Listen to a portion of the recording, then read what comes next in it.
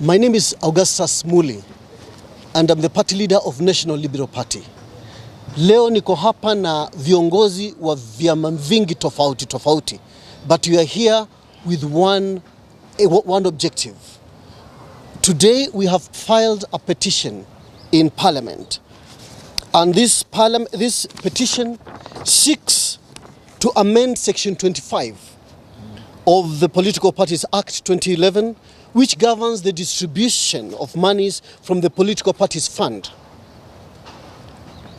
Constitution yetu ni nzuri sana, na ni vibaya tunapoona wabunge ama watu wengine wakiwa na nia mbaya wanakuja wanabadilisha katiba yetu na kufanya maisha ya wananchi yawe magumu.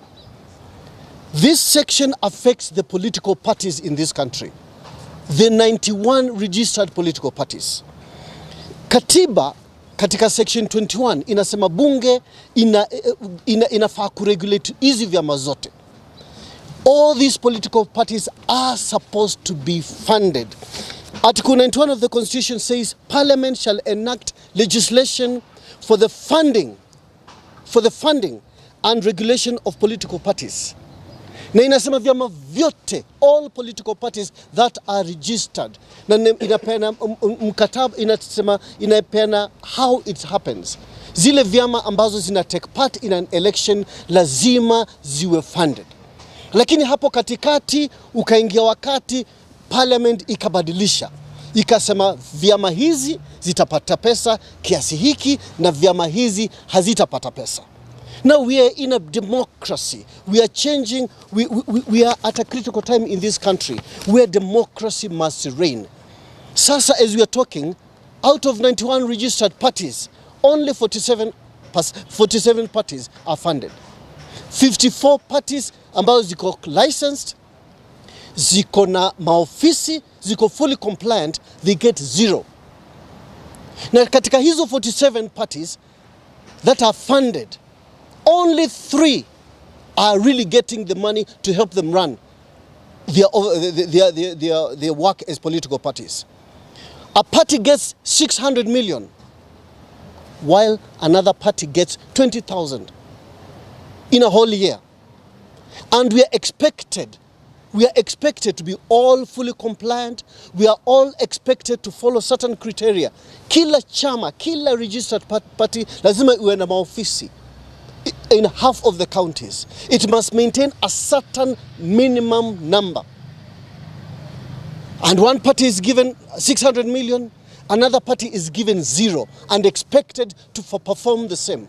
Now, if we talk about democracy in this country, where is democracy?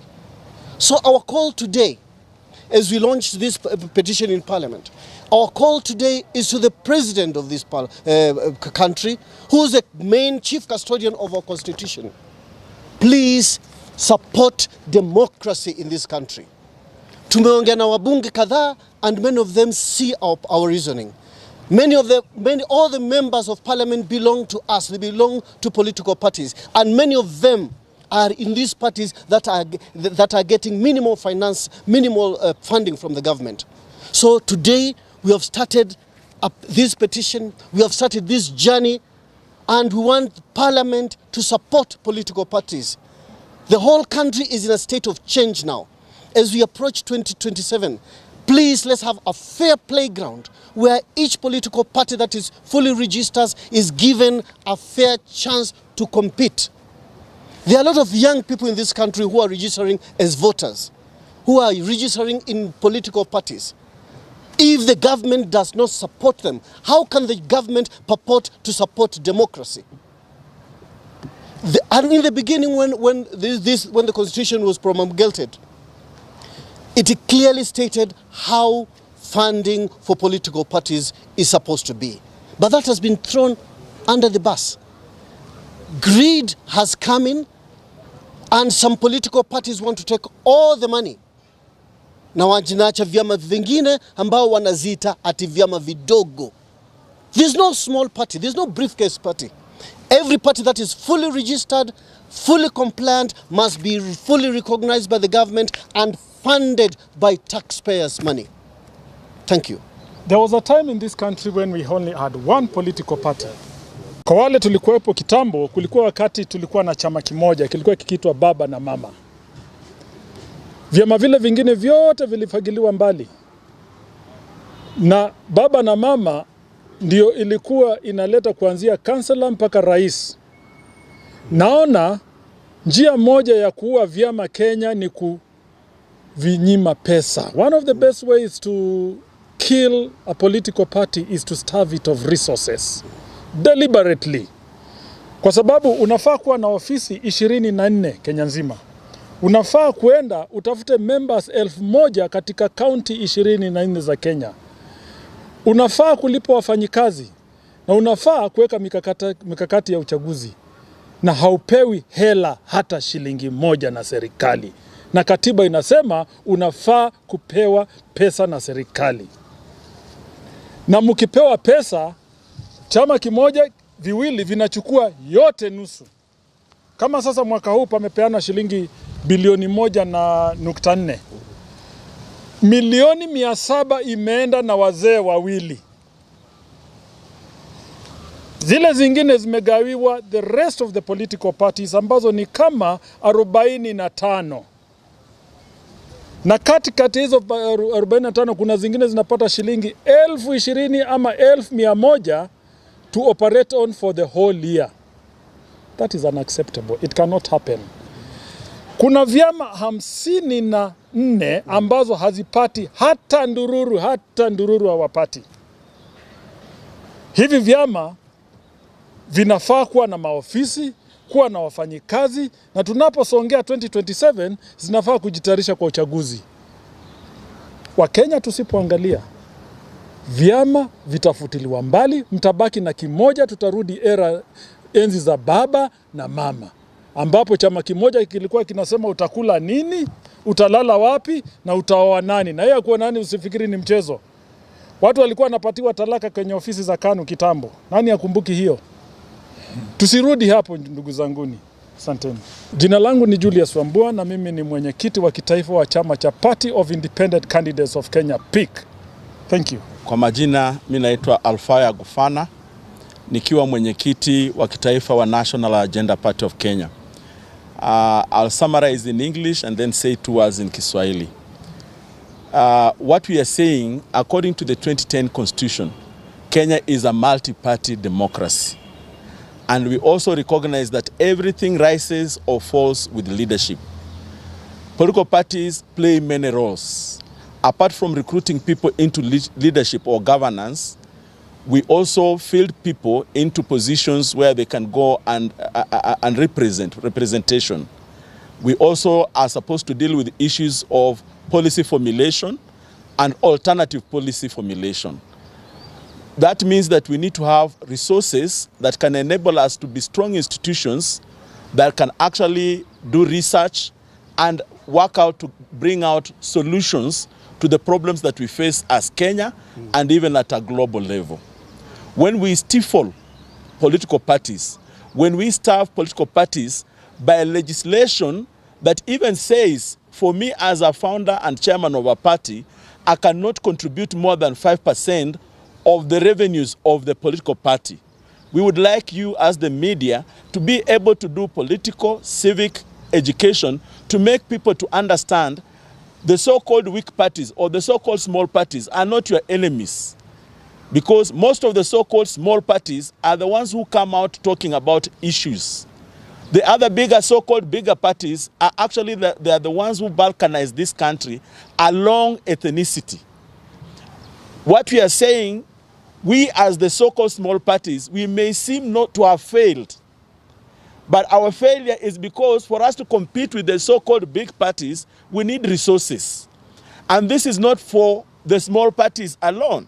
Because if we build a strong democracy, it will be for the benefit of the entire nation. So the first thing we are saying is, in the 2010 Constitution, Kenya is a multi-party democracy. Number 2, the framers of the Constitution stated that the political parties should receive 0.03% of the national revenues. We are not getting that. If that was given, that formula was applied, political parties would be getting about 8 billion. Currently, we are getting only 1.4%. The courts have even pronounced themselves that this is not the right thing to do. The government and the Minister of Finance should be able to allocate sufficient resources to political parties. We are saying, in addition to all this, that as long as we do not allow political parties to become strong institutions, as a country, we shall end up having leaders who are not serving the nation. Yeah, so we are saying this in Kiswahili. Tunasema kwamba vyama ni vyombo vya kupeana mwongozo, na tusipoipatia nafasi, tusipovijenga, tutakuwa na udhaifu ambapo kwamba ni vyama vichache ambavyo vitakuwa vinapeleka sera ambayo pengine haivutii vyama vyote kuwa na nafasi sawa. Yeah, kwa hayo nashukuru sana.